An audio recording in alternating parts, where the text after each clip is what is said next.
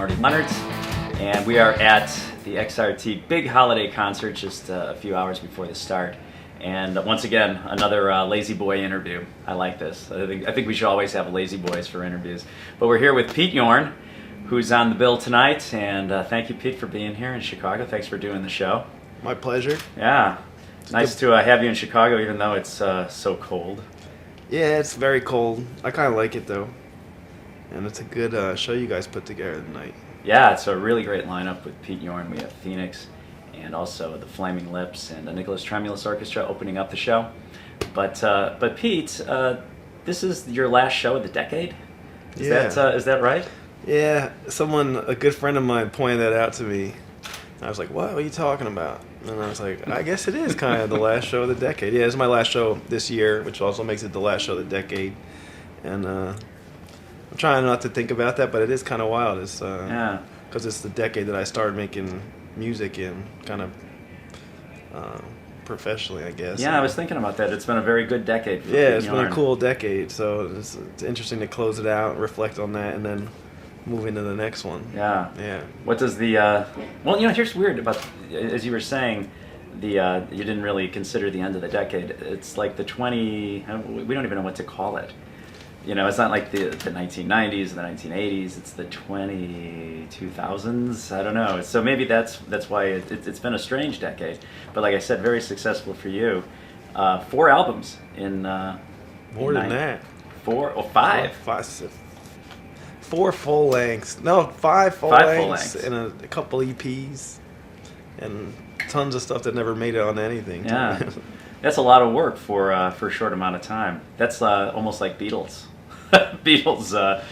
activity in production. Yeah, if only I could, write like them on that level consistently. Yeah. That would be some activity. Well, you're working on 2 records right now. Actually, there 2 albums were released this year. Your album Back and Forth, and then also Breakup that you did with Scarlett Johansson. Now that record with Scarlett Johansson was actually recorded a while ago, wasn't it? Yeah, it was recorded in January 2007. What took so long for it to come out? I didn't know what to do with it. When I recorded it, I didn't make it like that I was definitely going to put it out. We just did it. It's kind of an experiment. And then just as time went by, we liked it a lot. Yeah. The songs were always sounding good and seemed fun, and decided we'd put it out. Now she's released 2 records, the one of Tom Waits covers, and then also the record with you. Did you talk her into becoming a singer? Something that we really didn't, expect from Scarlett Johansson. I didn't talk her into anything. I just had an idea for a kind of project, a duet kind of project I wanted to make, and I thought that she would be right for the female part. Just thought she had the right presence for it. And at the time, I had never even heard her sing. I didn't know if she could sing, and she hadn't made her Tom Waits record yet. But I just thought she was right for it, and she came in, and I think she fit the part. Yeah, well, really she has a very nice voice. Yeah, it's a quirky voice, and it's kind of like a classic voice. It sounds from a different time. Yeah, I agree 100%. As soon as she started singing, that's what I was like. I thought she sounded like one of the Andrews sisters or something, just this old-timey thing, naturally. And so it was cool. So you're revisiting some of those songs live. You're playing live together. I saw you played recently on the Regis show. Yeah. What's it like performing with her? It's great. We've done TV appearances, and we've done some things in front of live audiences in France, and it's a good time, Yeah. The main thing is I like those songs a lot, and they're just fun to sing. It's just like a slightly different thing for me that I'm used to, so it feels fresh. As we're talking about the decade and everything that you've done, your first 3 records were part of a trilogy, and I guess in answer to a question that I haven't even asked yet, like what does the future hold? You've already started considering that by the album Back and Forth, breaking away from the trilogy and that theme, I guess, and moving forward. Tell us about how that record has fit into your songwriting, or how your songwriting has changed, if at all. My songwriting's always kind of always an open-ended thing. A lot of people ask me, what's the song about or how did I write it? And a lot of times it's just pretty mysterious for me. Sometimes I don't know where anything comes from, and that's part of what's interesting to me is I could figure that out, as time goes on, as I live my life, and I've experimented with different ways of, I look at writing and recording as kind of almost the same thing, because I'm writing songs ultimately to record them. I'm not like writing songs in my bedroom just to play for myself, and so a lot of times I'll experiment with lyrics first or music first, or sometimes it all comes at the same time. Sometimes I'll have a clear inspiration beforehand. Sometimes I'll have nothing. I'll just wake up, pick up my guitar, and just write down whatever comes out, and then that'll become something that ends up meaning a lot to me. My main thing I think I learned over the years is just to stay open.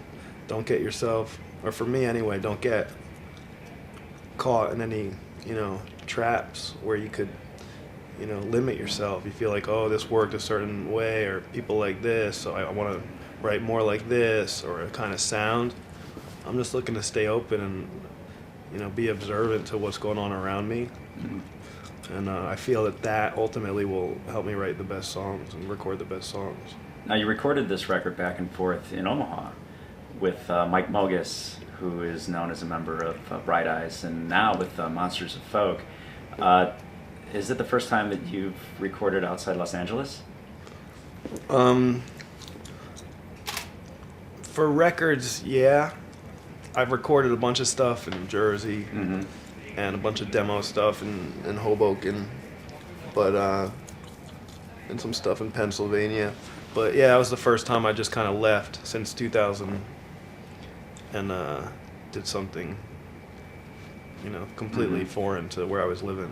Yeah, Mogus has been working on a lot of records lately, especially since Bright Eyes has taken a little time off. He's had a period where he's been able to work with a lot of different artists. How did you hook up with him, and how did that all come about? Yeah, I didn't know who he was beforehand, but it was weird. I was kind of I had a bunch of songs, and I was figuring out how I was going to make that record, and it was just one weird week where I heard this name keep coming up from like 3 different people. Oh, you should check out Mike Mogus. Like, who's Mike Mogus? And then someone else said, yeah, you're Mike Mogus. And then like a few days later, Rick Rubin, who happens to be one of the co-chairs of the record label I'm on, he's like, I think you should work with this guy Mike Mogus. And I was like, all right, get me on the phone with Mike Mogus. And so I'm not really a big phone talker, but we set a call and we talked, and we ended up talking for like 2 hours straight. It's about music and life, and we hit it off, and I liked him a lot. So I was like, all right, I'm gonna go to Omaha and work with Mike Mogus. Does he have a nice studio? He's got a beautiful studio. I think land is like a little cheaper out there, and so he just kind of built this crazy, wonderful state-of-the-art room that has the best of the old stuff, mixed with a nice, comfortable feel. He's a really talented musician too, multi-instrumentalist. It must have been fun working with him. Tonight, you're playing here on the big stage at the big holiday concert. We're so happy that you're here. What do you have planned for us tonight? I think I have kind of a shorter set than I'm used to, so I got to jam a lot into 45 minutes. But I think I'm just going to go high energy, have a lot of fun, take it in, like you said, last show of the decade, and try and leave nothing, leave nothing, no regrets when I walk off. Just want to have a good time, because then I got to wait till the next decade to play my next show. So if I don't have a good show, it's gonna bother me. It's gonna bother me for months. Well, you've performed many great XRT shows over the years, including a big show at Grant Park on the 4th of July. You've done small little Studio X performances, and we're always happy when you're here in town. And we're really happy you're part of the show tonight, so we look forward to your set. And thanks a lot for being here, and all the best. Happy holidays. Thanks, you too. Sure. We're backstage at the Allstate Arena. I'm Marty Leonard from Yorn.